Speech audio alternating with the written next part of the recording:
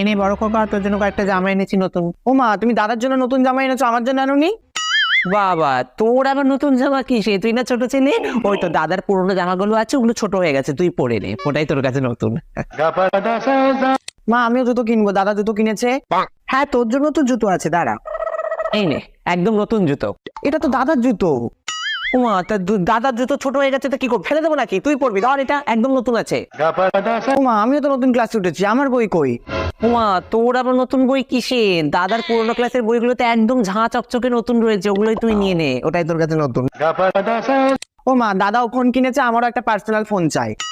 বাবা, এইটুকু ছেলে সাহস দেখ, ওর নাকি ফোন চাই আবার।